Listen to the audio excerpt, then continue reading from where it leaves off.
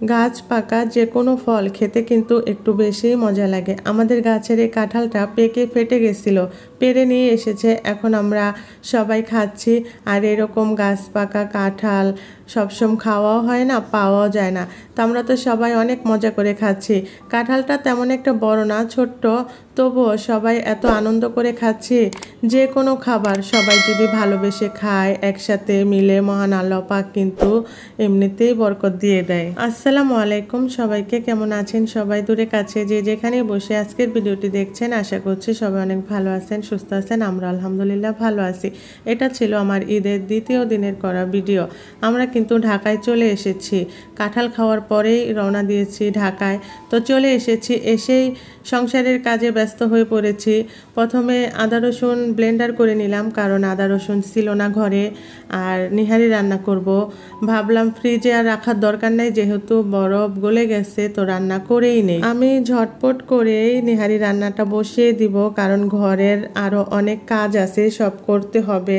তো হাড্ডিগুলো তো ভালো করে ধুয়ে নিছি। এখন দিয়ে দিলাম হলুদের গুঁড়া, মরিচের গুঁড়া, ধনিয়া গুঁড়া, আদা রসুন বাটা, তেজপাতা, গরম মশলা সব একসাথে দিয়ে এখন আমি পরিমাণ মতো পানি দিয়ে দিব। আমি যে জগটাতে আদা রসুন ব্লেন্ড করেছিলাম ওই জগটাতেই পরিমাণ মতো পানি দিয়ে দিলাম। আমরা তো গরুর পায়ের নিচের অংশ দিয়ে নেহারি রান্না করি, তো এগুলো গরুর পায়ের নিচের অংশ না।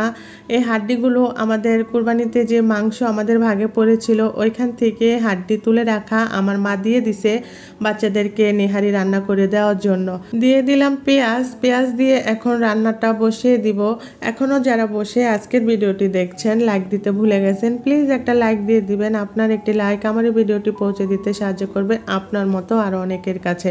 আর যারা নতুন আজকে আমার চ্যানেলে, ভিডিওর কোনো একটি অংশ যদি আপনার ভালো লাগে প্লিজ আমার চ্যানেলটি সাবস্ক্রাইব করে দিবেন, পাশে থাকা বেল বাটনটি বাজিয়ে দিয়েন যাতে আমার ছাড়া নতুন ভিডিও পৌঁছে যায় আপনাদের কাছে। কুরবানির সময় আমাদের সবার ঘরে কম বেশি নেহারি রান্না কিন্তু হয়। অনেকে আছেন 2-3 দিন জাল করে খান, অনেকে আবার একদিনেই রান্না করে ফেলেন। আমি একদিনেই রান্না করি। আমি আজকে রাত্রে রান্নাটা বসিয়েছি, কালকে সকালে খাবো। তো নেহারিটা তো প্রায় হয়ে এসেছে, আর অল্প কিছুক্ষণ জাল করে আমি চুলাটা বন্ধ করে দিব। তারপরে সকালে বাদবাকি এটা যা মশলা দেওয়ার আছে সকালে দিব। নেহারি রান্নাটা অন্যরকম হয়েছিল, খেতেও অনেক ভালো হয়েছে। মাংসের পরিমাণ বেশি ছিল, ঘন অনেক হয়েছে। তো বাগারের জন্য আমি এখানে পেঁয়াজ, রসুন, আস্ত জিরা দিয়ে বাগারটা দিয়ে দিলাম। তো বাগার দিয়ে এখন একটু নেড়ে চেড়ে দিব।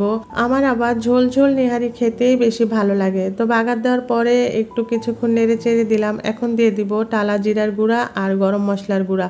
গরম মশলা গুঁড়া দিলে টেস্ট এবং স্বাদ দোনোটাই ভালো হয়। চেষ্টা করবেন গরম মশলা গুঁড়াটা দেওয়ার জন্য। তো গরম মশলা আর জিরা গুঁড়া দেওয়ার পরে কিছুক্ষণ জাল করে আমি চুলাটা বন্ধ করে দিব। তো কিছুক্ষণ পর তো আমরা খাবো সকালের নাস্তায় নেহারি আর তন্দুর রুটি। দেখুন কতটা ঘন হয়েছে আর মাংসতে পুরো ভরা। আমার বড় ছেলের তো অনেক ভালো লেগেছে। আপনাদের কেমন লেগেছে অবশ্যই কমেন্ট করে জানাবেন। কোনো ভুল হলে ক্ষমা দৃষ্টিতে দেখবেন। ফিরে আসবো নতুন কোনো ভিডিও নিয়ে আপনাদের মাঝে। আজ এ পর্যন্তই। আল্লাহ হাফেজ, আসসালামু আলাইকুম।